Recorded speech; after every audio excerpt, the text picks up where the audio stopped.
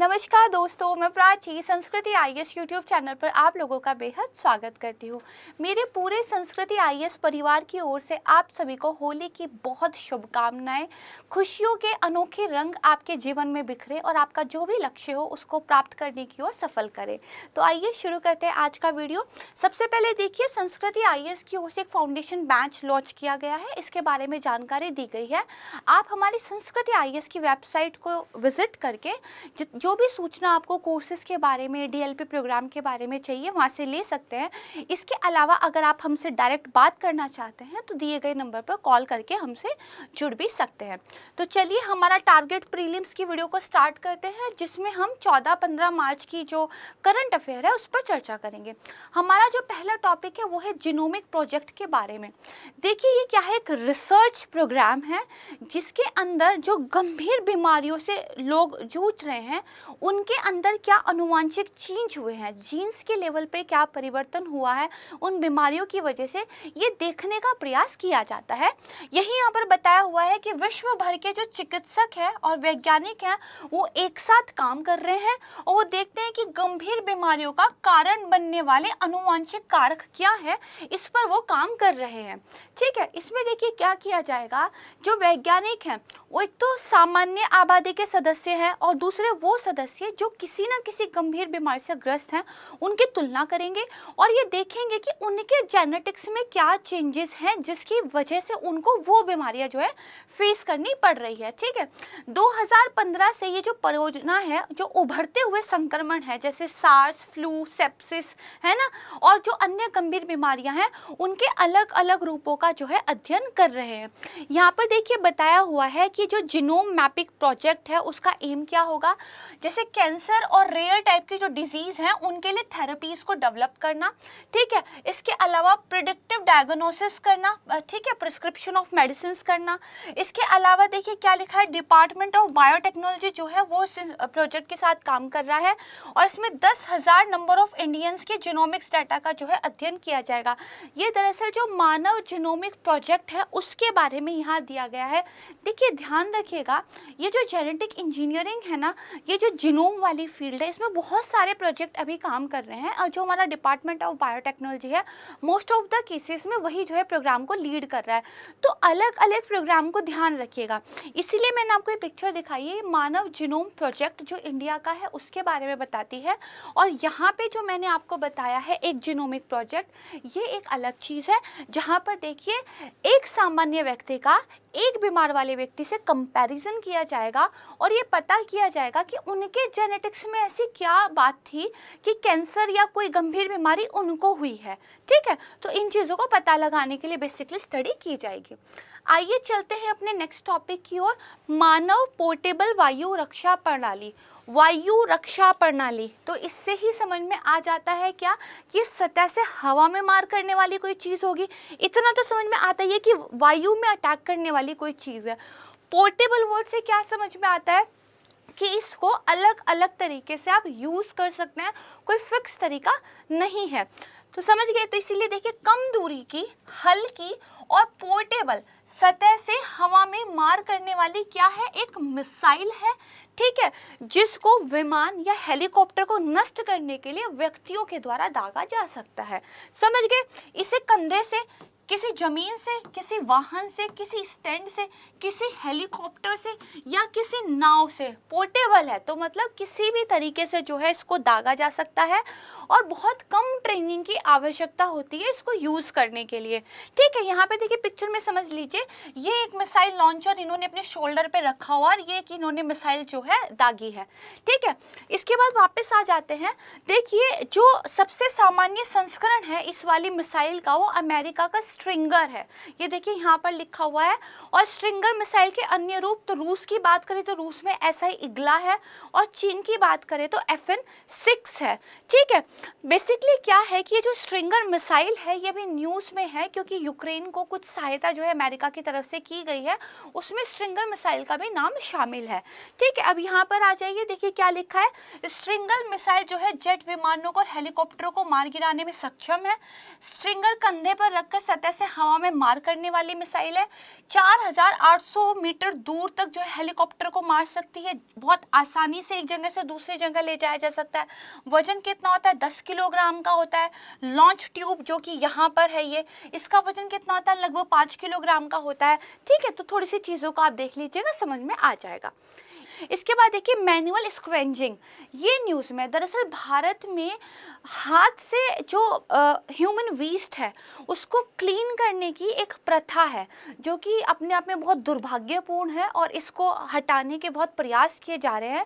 लेकिन बहुत सारे कारणों की वजह से, जैसे जाति व्यवस्था हमारे यहाँ है, जहाँ पे माना जाता है कि कुछ पर्टिकुलर जातियों को समाज के यहाँ पे जो गंदा काम है उसी को करने के लिए रखा गया है, या फिर लोगों में जागरूकता नहीं है, उनको अपने अधिकारों के बारे में पता ही नहीं है, या ठेकेदार लोग जो है 500-600 रुपए की दिहाड़ी पर उन लोगों को रख लेते हैं और उनसे जो है काम कराते हैं। ऐसे बहुत सारे कारण हैं, सोशियो और इकोनॉमिक रीजंस हैं, जिनकी वजह से ये जो मैनुअल स्क्वेंजिंग है ये प्रथा भारत में आज भी प्रचलित है। ठीक है, तो अभी देखिए एक हमारे सफाई कर्मचारी आंदोलन के संस्थापक और राष्ट्रीय संयोजक जिनका नाम है बैजवाड़ा विल्सन, उन्होंने एक डाटा दिया। उन्होंने कहा कि 2016 से लेकर 2020 के बीच में लगभग 472 मौत दर्ज की गई है इस प्रथा की वजह से। मैंने थोड़ी सी वो पिक्चर यहाँ पर ली है जो हम देख सके। अगर आप गूगल करेंगे मैनुअल स्क्वेंजिंग तो ऐसी दिल दुखाने वाली तस्वीरें सामने आती है कि वो देखी भी नहीं जा सकती। तो जो लोग ये कार्य कर रहे हैं उनके लिए कितना कष्टदायी होता होगा, ये हमें सोचने की ज़रूरत है। और अगर ऐसा कुछ आप अपने आसपास देखते हैं तो इसको लेकर कुछ ना कुछ आवाज़ उठाने की भी ज़रूरत है। चलिए अब देखते हैं भारत में अगर ये प्रथा है तो इसको ख़त्म करने के लिए क्या कुछ कदम सरकार की तरफ से उठाए गए हैं। तो देखिए मैनुअल स्क्वेंजर्स के लिए नियोजन का प्रतिषेध और उनका पुनर्वास संशोधन विधेयक 2020 आया। ये क्या कहता है, सीवर और जो सेप्टिक टैंक की सफाई है वो पूरी की पूरी मशीनों के द्वारा होनी चाहिए। ठीक है, ऐसा मैंडेट करता है। और साथ में अगर किसी की मृत्यु हो जाती है तो मुआवजे का भी प्रबंध ये वाला एक्ट जो है करता है। ठीक है, इससे पहले आया था मैनुअल स्क्वेंजर्स के लिए नियोजन का प्रतिषेध और पुनर्वास अधिनियम 2013। यहाँ पर इस प्रथा को पूरी तरीके से गैर कानूनी घोषित कर दिया गया था। यानी कि अगर मैनुअल तरीके से ह्यूमन वेस्ट की सफाई होती है तो ये हमारे देश में प्रतिबंधित है, इलीगल है। इसके अलावा एक राष्ट्रीय गरिमा अभियान भी जो है गवर्नमेंट की तरफ से चलाया गया था। अब मैंने न्यूज़पेपर की कटिंग यहाँ पे ली है। इससे देखिए मैं आपको समझाना चाहती हूँ कि अखबार पढ़ना क्यों बहुत ज़रूरी है, क्योंकि हमारे डायरेक्ट क्वेश्चंस न्यूज़पेपर से निकल के आते हैं। जैसे यहाँ पर दिया हुआ है, इंडियन एक्सप्रेस का एक आर्टिकल था एक्सप्लेन सीरीज में कि what is manual scavenging and why it is still prevent in India. अब इसी तरह का कोई क्वेश्चन आपको मीन्स में भी तो पूछा जा सकता है ना कि ये मैनुअल स्क्वेंजिंग क्या है और भारत में इससे बचने के क्या कुछ उपाय किए गए हैं और क्यों ये अभी भी प्रचलित है, ऐसे क्या कारण है। तो इसी तरह से आप कई बार कहते हैं ना कि मैम क्वेश्चन दीजिए, तो देखिए ये क्वेश्चन ही है। आपको न्यूज़पेपर को पढ़ने का बस पर्सपेक्टिव ऐसा रखना है तो क्वेश्चंस बेसिकली करंट अफेयर से डायरेक्ट ही निकल कर आते हैं। चलिए समझ गए। उसके बाद नेक्स्ट टॉपिक पे आ जाइए, अंतर्देशीय जल परिवहन प्रणाली, ये न्यूज़ में है। दरअसल देखिए क्या हुआ है, जो उत्तर पूर्व अंतर्देशीय जल परिवहन है उसके विकास को लेकर गवर्नमेंट काफ़ी कुछ काम कर रही है। क्योंकि हमने देखा ही है कि वहाँ का जो बेसिकली लैंड कनेक्शन है वो हमारे पास एक ही रास्ता है जिसको चिकन कॉरिडोर या सिलीगुड़ी भी बोलते हैं। उसके अलावा अगर हमें नॉर्थ ईस्ट को मेनलैंड ऑफ इंडिया से जोड़ना है तो बांग्लादेश के जरिए पश्चिम बंगाल वाले रास्ते से हम वाटर के तरीके से जुड़ सकते हैं। तो वाटरवेज काफ़ी इंपॉर्टेंट हो जाते हैं। तो देखिए जो केंद्रीय मंत्री थे सबरानंद सोनोवाल, उन्होंने ये कहा है कि मिजोरम जो है वो हमारे जो नॉर्थ ईस्ट के अंदर अंतर्देशीय जल परिवहन है उसमें एक महत्वपूर्ण भूमिका निभा सकता है, इसीलिए न्यूज़ में है। तो देखिए पटना से गंगा नदी जो कि राष्ट्रीय जलमार्ग 1 में आता है, इसके माध्यम से जो भारतीय खाद्य निगम के लिए करीब 200 मीट्रिक टन खाद्यान्न ले जाने वाला एमवी लाल बहादुर शास्त्री पोत हाल ही में ब्रह्मपुत्र नदी राष्ट्रीय जलमार्ग 2 जहां पर पड़ता है, ठीक है, उसके दक्षिणी तट पर स्थित गुवाहाटी के पांडु बंदरगाह पर पहुंचा। 2 राष्ट्रीय जलमार्ग है, ठीक है। इसमें कौन सा एक एमवी लाल बहादुर शास्त्री पोत है, किसका था, एफसीआई का था। कहाँ पहुंचा वो देखिए, राष्ट्रीय जलमार्ग 2 के दक्षिणी तट की बंदरगाह पर पहुंचा। और इस पोत का संचालन किसने किया, तो जो हमारा भारतीय अंतर्देशीय जलमार्ग प्राधिकरण है, इसके द्वारा किया गया। ठीक है, तो इस पोत का नाम थोड़ा सा ध्यान रख लीजिएगा। राष्ट्रीय जलमार्ग 1, 2, 3, 4, 5 ये कौन कौन से हैं, इनको थोड़ा ध्यान रखिएगा। ठीक है, इसके अलावा जो भारतीय अंतर्देशीय जलमार्ग प्राधिकरण है, इसके बारे में थोड़ा सा ध्यान रखिएगा। ठीक है, देखिए पटना से बांग्लादेश होते हुए जो पांडु बंदरगाह तक का इसका सफर था, उसका इसने पहला पायलट रन पूरा किया। अभी ये इनिशियल फेजेस में है। ठीक है, अब इसकी संस्था के बारे में बात कर लेते हैं। जल और पोत परिवहन को, ठीक है, सुलभ बनाने व अंतर्देशीय जलमार्गों के विकास के लिए इसकी अक्टूबर 1986 में जो है स्थापना की गई थी। इसका मुख्यालय कहाँ पर है, तो नोएडा में इसका हेडक्वार्टर है। ठीक है, समझ गए। इसके बाद नेक्स्ट आ जाते हैं राष्ट्रीय डिजिटल पर्यटन मिशन। ये न्यूज़ में है। ठीक है, क्यों न्यूज़ में है देख लेते हैं। देखिए जो राष्ट्रीय डिजिटल पर्यटन मिशन है, इसकी स्थापना के उद्देश्य से 2021 में एक अंतर मंत्रालयीय टास्क फोर्स का जो है गठन किया गया था। उसने बेसिकली एक मसौदा रिपोर्ट जो है तैयार की है। ये जो राष्ट्रीय डिजिटल पर्यटन मिशन है, इसका क्या विजन है, ये एक ऐसा डिजिटल राजमार्ग, एक ऐसा डिजिटल तरीका निकालना चाहता है जिसके माध्यम से अवेयरनेस जो है टूरिज्म के लिए फैलाई जा सके। देखिए क्या लिखा है, पर्यटन पारिस्थितिकी तंत्र के विभिन्न हितधारकों के बीच में मौजूदा सूचना अंतराल को कम करना है। देखिए जो टूरिज्म है उसके बहुत सारे स्टेक होल्डर्स होते हैं, जो घूमने वाले टूरिस्ट हैं। ठीक है, इसके अलावा जो पॉलिसीज बनाने वाले लोग हैं, राज्य सरकारें हैं, केंद्र सरकार है। ठीक है, तो उन सारे स्टेक होल्डर्स के बीच में सूचना अच्छी तरह से पहुंचे, इसी के लिए एक डिजिटल पर्यटन मिशन जो है सरकार की तरफ से बनाया जा रहा है। ठीक है, बस आपको पता होना चाहिए कि राष्ट्रीय डिजिटल मिशन क्या है। इतना पता है तो क्वेश्चन के लिए काम की इन्फॉर्मेशन आपको पता चल गई, बहुत डिटेल में अभी नहीं जाना है। देखिए जब न्यूज़ सिर्फ डेवलप हो रही होती है ना, तो आपको बस पता हो न्यूज़ किस बारे में है, क्या है, बहुत डिटेल में नहीं जाना होता है, क्वेश्चन भी डिटेल में नहीं आते हैं। लेकिन जब न्यूज़ पूरी तरीके से डेवलप हो चुकी होती है, जब उसमें काफ़ी सारी अपनी चीज़ों को कवर कर लिया होता है, काफ़ी पुरानी न्यूज़ हो गई होती है, तो हमें डिटेल में पढ़ने की ज़रूरत होती है, क्योंकि तब क्वेश्चन जो है थोड़ा डीप जगह से पूछे जा सकते हैं। ठीक है, चलिए नेक्स्ट क्वेश्चन देखते हैं। काले गर्दन वाला सारस, जिसको ब्लैक नेक क्रेन भी कहते हैं, ये न्यूज़ में है।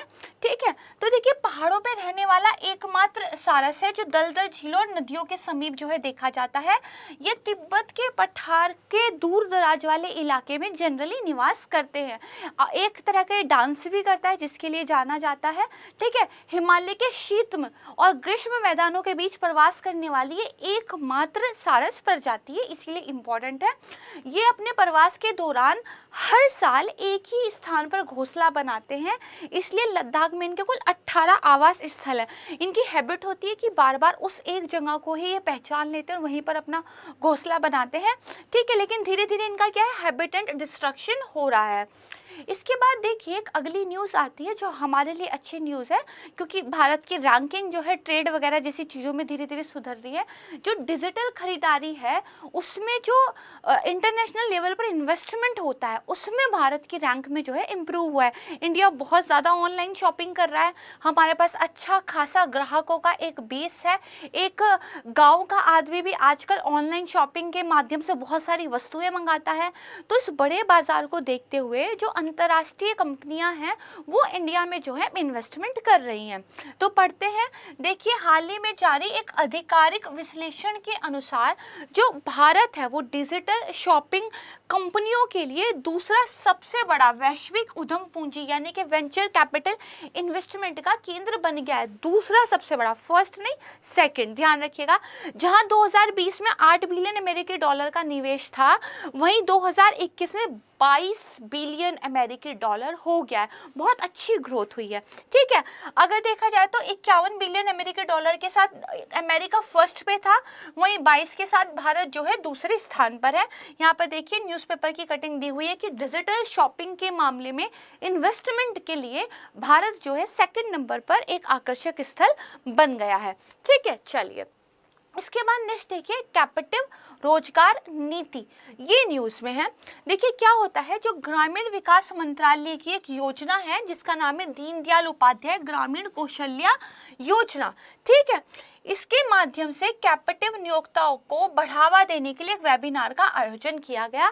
तो क्योंकि वेबिनार हुआ वो हमारे लिए ज़रूरी नहीं है, वो तो होते रहते हैं, बट वेबिनार किस सब्जेक्ट पे हुआ तो उस सब्जेक्ट के बारे में हमें पता हो, ये इम्पॉर्टेंट हो जाता है, ठीक है। तो यहाँ पे देखिए कैप्टिव नियोक्ता होते क्या है। देखिए अपनी तरह की पहल है, ऐसा कुछ पहली बार हो रहा है। इसका उद्देश्य क्या होता है, जो ग्रामीण क्षेत्रों के निर्धन युवा हैं उनकी स्थायी प्लेसमेंट कराते, उनको नौकरी दिलवा दे। इसके लिए क्या करना है, उनको ऐसी स्किल्स देनी है जैसी स्किल्स इंडस्ट्री में रिक्वायर्ड है। और ऐसा कैसे होगा, वो प्लेसमेंट सुनिश्चित करने के लिए उद्योगों की भागीदारी की आवश्यकता को पूरा करने के लिए 7 साल गतिशील, जो आज के टाइम के लिए रिलीवेंट हो, मांग आधारित, जिसकी डिमांड हो, ऐसी स्किल जो है देनी है। एक ऐसा जो है परितंत्र बना देना है। देखिए लिखा है captive employer initiative assures sustainable placement for rural poor youth, यानी कि उनको ऐसी स्किल्स प्रदान करना कि उनकी प्लेसमेंट होनी जो है आप सुनिश्चित कर सको, ठीक है। स्किल डेवलपमेंट की तरह का ही ये कार्य है, ऐसा आप मोटे तौर पर समझ सकते हैं।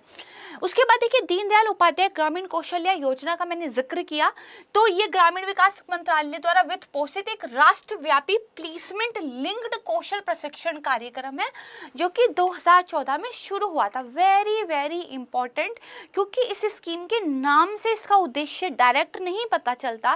देखिए जिन स्कीम्स के नाम से ही पता चल जाता है कि ये क्या होगी, वो एग्जाम में नहीं पूछी जाती हैं, ज़्यादातर पूछी जाएंगी तो टफ करके पूछते हैं, कुछ और पूछ लेंगे। उद्देश्य उन्हीं स्कीम्स के बारे में ज़्यादातर पूछते हैं जिनके नाम से आप डायरेक्टली पता ना कर पा रहे हो।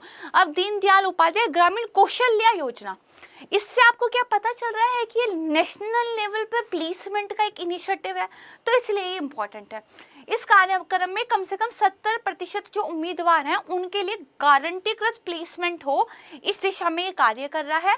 ये 27 राज्यों और 3 यूटी प्रदेशों में फिलहाल चलाया जा रहा है, और उद्देश्य है कि 31 जनवरी 2022 तक लगभग 11.25 लाख से अधिक युवाओं को प्रशिक्षण, और इसमें से करीब 7.25 लाख युवाओं को रोजगार उपलब्ध ऑलरेडी कराया जा चुका है, ठीक है। ये सब डाटा देखिए काम आ जाता है। अगर मान लीजिए कभी मेंस में क्वेश्चन पूछ लिया जाए कि जो ग्रामीण युवाएं हैं वो कृषि की ओर से पलायन कर रहे हैं क्योंकि एग्रीकल्चर इतना प्रॉफिट वाला सौदा नहीं रह गया, ऑलरेडी एग्रीकल्चर पर लोड ज़्यादा है, तो उन युवाओं को रोजगार दिलाने के लिए क्या कुछ करना चाहिए, आप सुझाव दीजिए। मान लीजिए ऐसा क्वेश्चन आ गया तो कुछ आपने आंसर लिखा। इसके साथ अगर आप बता दें कि देखिए गवर्नमेंट की तरफ से एक ऐसी योजना चल रही है जहाँ पे उनको ऐसे स्किल ही दिया जा रहा है कि उनकी प्लेसमेंट हो जाएगी, तो उनको रोजगार मिलने की गारंटी रहेगी, और ऐसी चीज़ों को और व्यापक रूप से बढ़ाने की ज़रूरत है। तो आपका आंसर बहुत प्रभावशाली बन जाता है। आपने डाटा दिया है, आपने गवर्नमेंट स्कीम का नाम लिखा है, आपने उस स्कीम का महत्व बता दिया है, आपने वे फॉरवर्ड बता दिया कि इसी तरह काम करना चाहिए, तो ये आपके आंसर को बहुत प्रभावी बनाता है। यही आंसर राइटिंग में सीखने की जरूरत होती है, ठीक है। चलिए नेक्स्ट क्वेश्चन की तरफ चलते हैं, नेक्स्ट टॉपिक की तरफ चलते हैं। यह है एकीकृत जिला सूचना प्रणाली। देखिए जो हमारा शिक्षा मंत्रालय है उन्होंने भारत की स्कूली शिक्षा पर एक स्कीम UDISC प्लस, ये UDISC प्लस क्यों है, क्योंकि UDISC पहले हो चुकी थी, इस बार उसका उन्नत संस्करण लेकर आया गया तो प्लस लगा दिया गया है, ठीक है। इस 2020-21 पर एक विस्तृत रिपोर्ट जो है जारी की गई है, ठीक है। ये क्या है, ये देखिए unified district information system for education plus 2020-21, ठीक है। ये डिटेल रिपोर्ट है, मिनिस्ट्री ऑफ एजुकेशन ने जो है रिलीज की है, ऐसा न्यूज़पेपर में बताया गया है। इसको विकसित किसने किया है, तो स्कूली शिक्षा और साक्षरता विभाग ने जो है 2018-19 में बेसिकली इसको विकसित किया था। विद्यालयों के लिए एक ऑनलाइन डाटा संग्रह प्रणाली है ये, ठीक है। देखिए इसमें क्या होता है, इसका एक लोगो दिखाया गया है। इसमें क्या होता है, प्रणाली में विशेष रूप से डाटा संग्रह, डाटा का मानचित्रण और डाटा सत्यापन से संबंधित क्षेत्रों में सुधार किए गए। UDSIA में मान लीजिए क्या किया गया था, बोला गया था कि विद्यालयों के लिए डाटा को आप इकट्ठा कीजिए। अब प्लस में क्या किया है, उस डाटा को इकट्ठा करने से पहले और डाटा को इकट्ठा करने के बाद अगर कुछ प्रॉब्लम्स आ रही थी, कैसे उसको मैनेज करना है, उसके लिए कुछ रिफॉर्म, कुछ उपाय ये लेकर आया है। देखिए क्या लिखा है कि मैनुअल डाटा भरने से पहले की प्रक्रिया, ठीक है, और 2012-13 से संचालित जो ये डाटा डाटा प्रणाली थी, इसमें जिला स्तर पर कंप्यूटर पर फीडिंग से संबंधित समस्याओं को दूर करना है। यानी कि जो पहली वाली यूडीएसआई थी, ठीक है, क्या है ये यूडीआईएससी, इसमें अगर डाटा फीडिंग से संबंधित कुछ प्रॉब्लम आ रही थी, मैनुअल डाटा से रिलेटेड कुछ सुधार की जरूरत थी, उसी के बारे में उपाय करना है। आपको इसका उद्देश्य पता होना चाहिए, विभाग का नाम पता होना चाहिए, मंत्रालय का नाम पता होना चाहिए, इतना से ही जो है आपसे प्रश्न पूछा जाएगा। ठीक है, इसके बाद देखिए कुछ डाटा दिया गया है कि विद्यालयों में छात्र और शिक्षक, फिर सकल नामांकन अनुपात और फिर छात्र शिक्षक अनुपात। ठीक है, ये डाटा आपको थोड़ा सा इसलिए पता होना चाहिए, कई बार तो स्टेटमेंट के रूप में भी पूछ लिया जाता है और मेंस या एसए में आपको ये कोट करने में काम आता है, जनरल स्टडीज वगैरह में। ठीक है, तो देखिए 2020-21 में प्राथमिक उच्च माध्यमिक स्कूल तक जो नामांकन था उसमें करीब वो था 25.38 करोड़ और इस दौरान करीब 28.32 लाख की बढ़ोतरी हुई है, यानी कि इनरोलमेंट हमारे यहाँ ठीक चल रहा है। इसके बाद देखिए सभी स्तरों पर 2019-20 की तुलना में 2020-21 में सकल नामांकन ग्रोस इनरोलमेंट रेशियो, इसमें भी सुधार हुआ है। अगर छात्रों और शिक्षक का अनुपात देखें तो प्राथमिक स्तर पर 26 है, उच्च प्राथमिक के लिए 19 है, माध्यमिक के लिए 18 है और उच्च माध्यमिक स्तर के लिए 26 है। ठीक है, इसमें भी 2018-19 के बाद से सुधार दिख रहा है, पर यहाँ पर अभी हमें काफ़ी काम करने की ज़रूरत है, क्योंकि ज़्यादा छात्रों पर कम शिक्षक होंगे तो वो ज़्यादा अच्छे से पढ़ाई पर फोकस नहीं दे पाएंगे। ठीक है, नेक्स्ट टॉपिक देखिए, मोस्ट फेवर्ड नेशन का दर्जा। ये क्यों न्यूज़ है? देखिए जो मोस्ट फेवर्ड नेशन का स्टेटस है, रूस को इस दर्जे से वापस लेगा अमेरिका। पूछा गया इसका मतलब जानिए और ट्रेड पर इसका क्या असर पड़ेगा। ठीक है, तो पता चल गया कि जो रूस है उससे अमेरिका वापस ले रहा है, जो अमेरिका के काफ़ी सारे फ्रेंड भी हैं वो भी जो है रूस से मोस्ट फेवर्ड नेशन का दर्जा वापस जो है ले रहे हैं। देखिए संयुक्त राज्य अमेरिका, यूरोपीय संघ, ब्रिटेन, कनाडा और जापान सबसे पसंदीदा राष्ट्र इसका दर्जा जो है वापस ले रहे हैं। दरअसल विश्व व्यापार संगठन का नियम ये कहता है कि जितने भी लोग WTO के सिग्नेचरी हैं, WTO के मेंबर हैं, वर्ल्ड ट्रेड ऑर्गेनाइजेशन के, वो आपस में एक देश दूसरे देश के साथ भेदभाव नहीं कर सकता है। यदि आपने किसी एक को ये कहा है कि आप हमारे जो है विशेष भागीदार देश हैं, तो आपको बाकी सबको भी ये दर्जा देना पड़ेगा। किसी एक के साथ आप स्पेशल ट्रीटमेंट नहीं कर सकते हैं। आप ऐसे समझ लीजिएगा, मान लीजिए आपके 10 फ्रेंड हैं, आप उनमें से किसी एक को कहें ये मेरा बेस्ट फ्रेंड है, स्पेशल फ्रेंड है, और बाकी सब मेरे नॉर्मल फ्रेंड है, ऐसा आप नहीं कर सकते ट्रेड में। अगर बेस्ट फ्रेंड है तो सारे हैं, अगर नॉर्मल फ्रेंड हैं तो सारे हैं। ठीक है, बेसिकली क्यों दिया जाता है? टैरिफ वगैरह जो लगते हैं, ठीक है, आयात कुछ पे जो प्रतिबंध वगैरह लगते हैं उनको कम से कम किया जाता है। और मान लीजिए मैंने कहा कि मैं बांग्लादेश को ये छूट दे रहा हूँ, इतना टैरिफ इस चीज़ पे कम कर रहा हूँ, तो फिर मुझे चीन को भी देना पड़ेगा, क्योंकि मैंने मोस्ट फेवर्ड नेशन का दर्जा सबको दिया हुआ है। ठीक है, देखिए भारत ने अभी पाकिस्तान से दर्जा वापस ले लिया था, लेकिन पाकिस्तान ने भारत को कभी भी मोस्ट फेवर्ड नेशन का दर्जा नहीं दिया है। ठीक है, चलिए इतना समझ गए।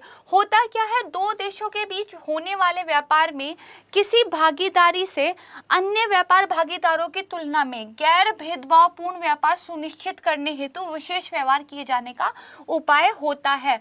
यहाँ पर मोस्ट फेवर्ड, इसके नाम से देख के लगता है कि अच्छा ये मेरा सबसे बेस्ट फ्रेंड है, नहीं, यहाँ पर बेसिकली किसी को प्रायोरिटी नहीं देनी है, बल्कि सबको इक्वल रखना है, गैर भेदभावपूर्ण व्यवहार करना है। इसका मतलब ये निकलता है WTO की शब्दावली में। ठीक है, समझ गए।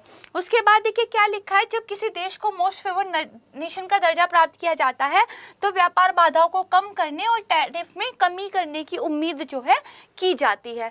इतना आप समझ गए अच्छे से। ठीक है, तो अब देखते हैं अपना नेक्स्ट टॉपिक। देखिए यहाँ पे लिखा हुआ है कि व्यापक आर्थिक साझेदारी समझौता, दरअसल भारत और कनाडा के मध्य इस समझौते को करने के लिए बातचीत की जा रही है।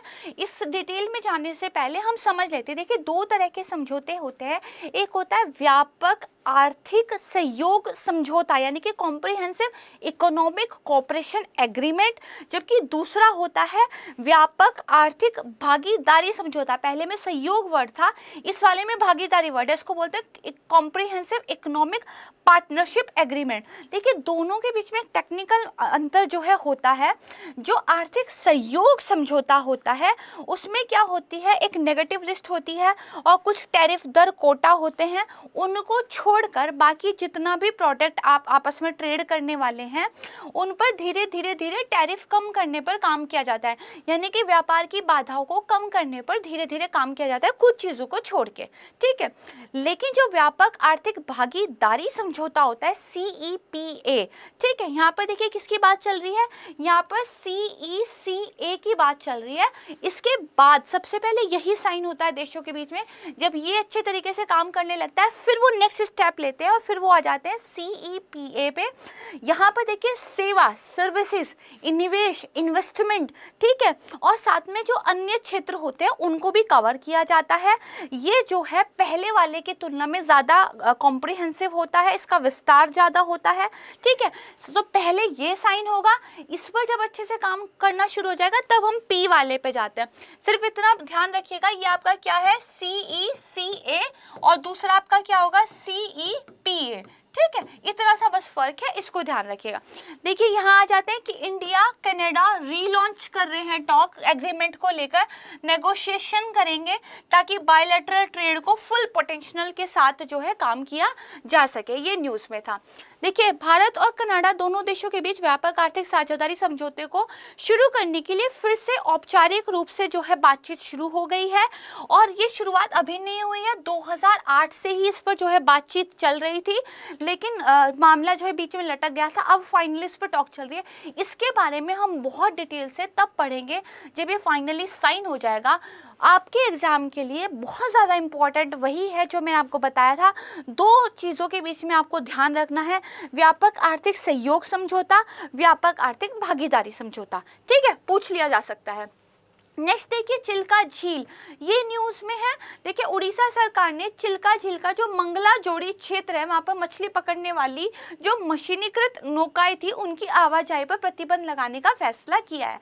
देखिए झील कहाँ पे, तो सातपाड़ा के निकट उथले और संकरे चैनल के माध्यम से समुद्र से जुड़ती है। ये देखिए ये समुद्र है आपका बे ऑफ बंगाल, ठीक है, यहाँ पे ये चिल्का झील है और एक छोटे से संकरे रास्ते के द्वारा सी से जो है जुड़ जाती है। चिल्का एशिया की सबसे बड़ी और विश्व की दूसरी सबसे बड़ी क्या है, लेगून है, ध्यान रखिएगा, ठीक है। उसके बाद देखिए ये प्रवासी पक्षियों के लिए शीतकालीन जो समय होता है एक वासस्थल है। रामसर अभिसमय के तहत अंतर्राष्ट्रीय महत्व की पहली भारतीय आर्द्र भूमि के रूप में इसको नामित किया गया था, कब, 1981 में। इसका प्रमुख आकर्षण क्या है, यहाँ पे इरावादी डॉल्फिन जो है पाई जाती है जिनको सतपाड़ा आइलैंड के नजदीक कभी कभी देखा जा सकता है। देखिए लेगून के एरिया से लगभग 100 वर्ग किलोमीटर पर एक नल्ला बन्ना द्वीप भी है जिसे 1987 में पक्षी अभयारण्य घोषित किया गया था। इसके अलावा चिल्का झील के एक द्वीप पर जो कलीजई मंदिर है वो भी उपस्थित है, तो ध्यान रखिएगा कलीजई मंदिर कहाँ पे है, तो चिल्का झील के पास एक आइलैंड में है। कई बार क्वेश्चन में पूछ लिया जाता है, ठीक है। नेक्स्ट टॉपिक आ जाइए, जो आपके न्यूट्रास्यूटिकल्स प्रोडक्ट हैं, ये एक्चुअली न्यूज़ में है। देखिए न्यूट्रा मतलब क्या होता है, इसका मतलब होता है न्यूट्रिएंट यानी कि पोषक तत्व। इसके बाद आप देखेंगे दूसरा वर्ड क्या होता है, फार्मास्यूटिकल्स यानी कि चिकित्सक दवा, यानी कि इस तरह की दवाएं जो आपके शरीर में रोगों को ठीक करने के लिए नहीं बल्कि पोषक तत्वों की पूर्ति करने के लिए दी जाती हैं, ठीक है। जैसे कि आप प्रोटीन शेक लेते हैं या फिर आप कुछ विटामिन सी वगैरह की टैबलेट लेते हैं, जिंक वगैरह खाते हैं, तो इसी तरह की बात चल रही है। इसी तरह अगर मैं ऐसे चॉकलेट बार बना दूं जिसके अंदर मैंने इस तरह के इंग्रेडिएंट्स रखे हुए हों जो पोषण से भरपूर हैं और उनको आप अपने साथ कैरी करें और बाहर का खाना खाने के बजाय आप उन बार्स को जो है ले लें, तो आप अनहेल्दी ईटिंग से बचेंगे और साथ में आपने न्यूट्रिएंट्स से भरपूर जो है खाद्य पदार्थ अपनी बॉडी को दिए हैं। तो इसी कंटेक्स्ट में जो आपके न्यूट्रास्यूटिकल्स उत्पाद है ये न्यूज़ में है। देखिए क्या है, ये एक अम्ब्रेला शब्द है जिसका प्रयोग क्या किया जाता है, जो खाद्य स्रोतों से प्राप्त खाद्य पदार्थ होते हैं उनमें पाए जाने वाले जो पोषक तत्व हैं, इसके अलावा जो स्वास्थ्य लाभकारी किसी भी उत्पाद का वर्णन करने के लिए किया जाता है। देखिए इसका मतलब क्या हुआ, एप्पल है, एप्पल अपने आप में क्या है, हेल्दी फूड है, लेकिन इसको न्यूट्रास्यूटिकल्स उत्पाद नहीं कहेंगे। लेकिन कोई ऐसा प्रोडक्ट हमने मैन्युफैक्चर करके बनाया है जिसके अंदर हमने न्यूट्रिएंट्स डाले हैं, ठीक है, और वो इसी पर्पस के लिए बनाया गया है कि आपकी बॉडी को पोषक तत्वों की आपूर्ति वो करे, उसको ये बोलते हैं। अम्ब्रेला वर्ड है, कोई भी ऐसा प्रोडक्ट इसके अंदर आ जाता है, ठीक है। नेक्स्ट देखिए, जन औषधि केंद्र जो है वो ऑफर कर रहे हैं बिग डिस्काउंट जो न्यूट्रास्यूटिकल्स प्रोडक्ट्स हैं ग्राहकों के लिए, इसीलिए न्यूज़ में है। ठीक है, सुलभ मानकीकृत और सस्ती जेनरिक दवाएं उपलब्ध कराने के उद्देश्य से प्रधानमंत्री ने भारतीय जन औषधि परियोजना शुरू की थी। वहाँ पर अब जो ग्राहकों के लिए प्रोटीन पाउडर, बार, माल्ट आधारित जो खाद्य पूरक होते हैं और इम्यूनिटी बार होते हैं, इन सबको न्यूट्रास्यूटिकल उत्पाद की अपनी सूची में जो है शामिल कर लिया है और इन पर डिस्काउंट दे रहे हैं। ठीक है, इसलिए न्यूज़ में, समझ गए। लास्ट आ जाइए, टॉपिक क्या है हमारे पास कि हैदराबाद में अंतर्राष्ट्रीय मध्यस्थता केंद्र। तो देखिए 12 मार्च को भारत के जो प्रधान न्यायाधीश हैं एवी रमन, उन्होंने इस अंतर्राष्ट्रीय मध्यस्थता केंद्र की जो है आप कह सकते हैं आधारशिला रखी है। ये जो IAMC है हैदराबाद में, इसकी नई इमारत जो है बन रही है। ठीक है, तो ये आप समझ गए। देखिए मध्यस्थता क्या होती है, जब आप कोर्ट के बाहर बातचीत से मामले को सुलझाना चाहें लेकिन साथ में उसमें फॉर्मल टॉक्स भी रखना चाहें, तो जो आर्बिट्रेटरी ये सेंटर्स होते हैं यहाँ पर आप बातचीत को सुलझा सकते हैं।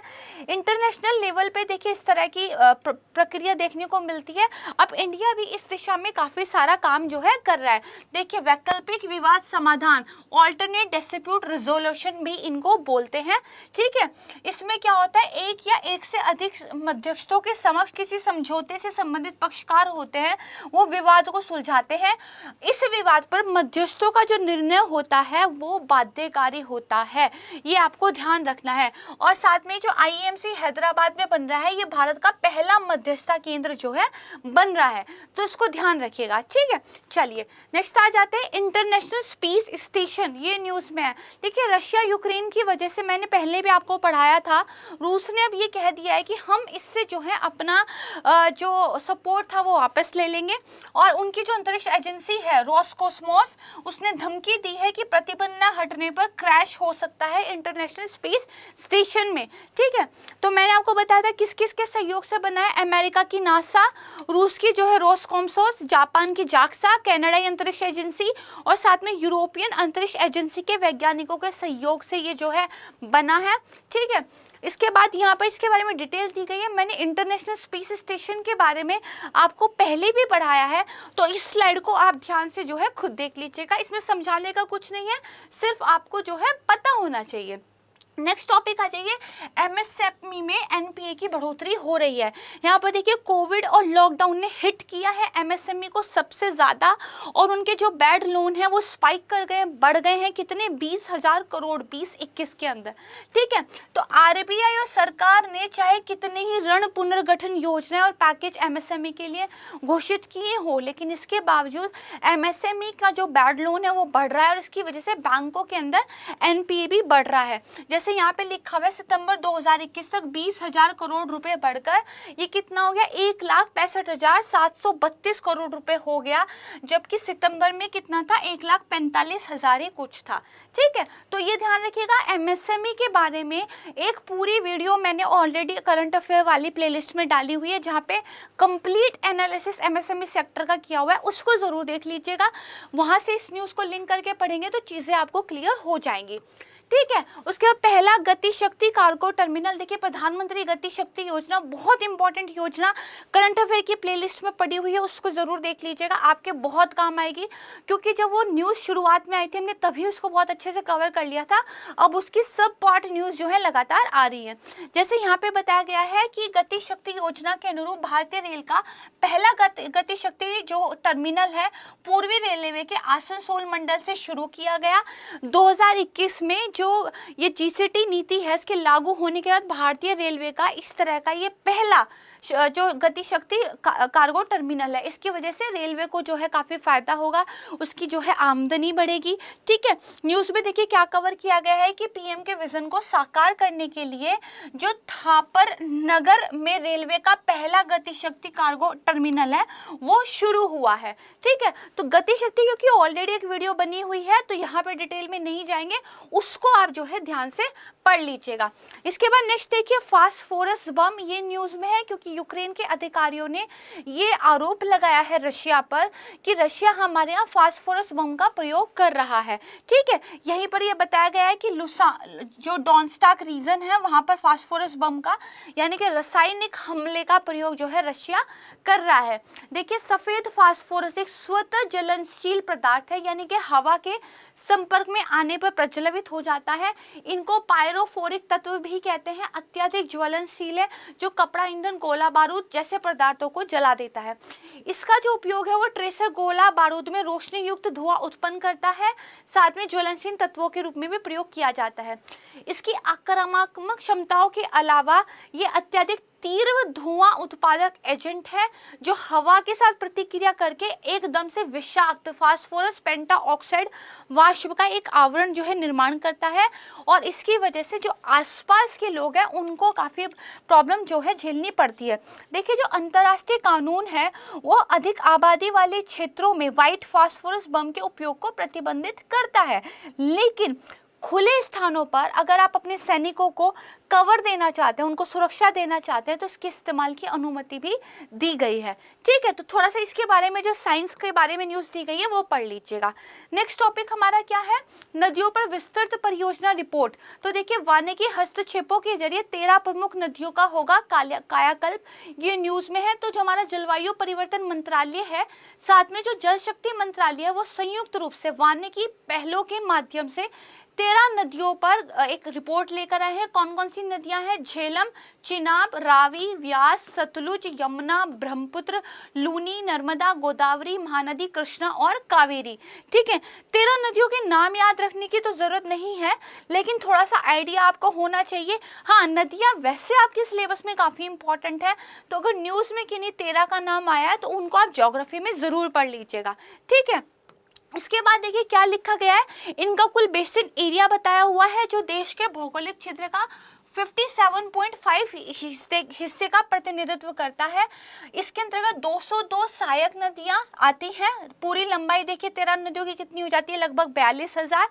ठीक है, पहली बार दस्तावेजों में ये बताया गया है कि लकड़ी की प्रजातियां, औषधि वाले पौधे, घास, झाड़ी, चारा, फल वाले पेड़ और अलग अलग तरह के पेड़ों का जो है वृक्षारोपण करके अलग अलग मॉडल के द्वारा जल के स्तर को बढ़ाना है, साथ में भूजल में वृद्धि करना है और जो ग्राउंड वाटर है उसके डिप्लीशन को भी रोकना है।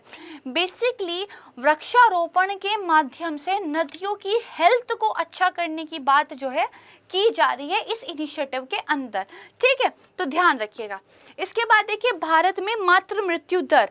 अभी देखिए रजिस्ट्रार जनरल के सैंपल रजिस्ट्रेशन सिस्टम के कार्यालय ने 2017-19 में मातृ मृत्यु दर पर एक विशेष बुलेटिन जारी किया है।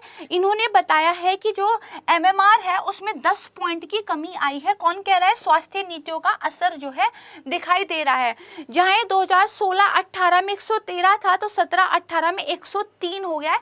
8.8% की जो है इसके अंदर कमी आई है। फिर यहाँ पे बताया गया है कि MMR होता क्या है। तो देखिए विश्व स्वास्थ्य संगठन कहता है गर्भवती होने पर या गर्भावस्था की समाप्ति होने के 42 दिनों के भीतर गर्भावस्था या उसके प्रबंधन से संबंधित किसी भी कारण से यदि महिला की मृत्यु हो जाती है तो उसको MMR कहा जाता है। प्रति 1 लाख जीवित बच्चों के जन्म पर होने वाली महिलाओं की मृत्यु जो है उसको MMR कहते हैं। रजिस्ट्रार जनरल ऑफ इंडिया के बारे में देख लेते हैं। गृह मंत्रालय के अधीन ये काम करता है। Very important. जनसंख्या की गणना करना, देश में मृत्यु और जन्म के पंजीकरण के अलावा नमूना पंजीकरण प्रणाली का उपयोग करके प्रजनन और मृत्यु दर से संबंधित आंकड़ों पर काम जो है ये करता है। ध्यान रखिएगा, बहुत जरूरी है। ठीक है, चलिए तो ये हमारा आज का टॉपिक था। यहीं पर हमारी वीडियो समाप्त होती है। उम्मीद है वीडियो मुझे पसंद आई होगी और होली का सेलिब्रेशन ज़रूर कीजिएगा, लेकिन पढ़ाई मत भूल जाइएगा क्योंकि एग्ज़ाम आपका नज़दीक है। मेरी पूरी संस्कृति आईएएस टीम की तरफ से आप सभी को धन्यवाद और एक बार फिर हम सब की तरफ से आप सभी को होली की बहुत सारी शुभकामनाएं।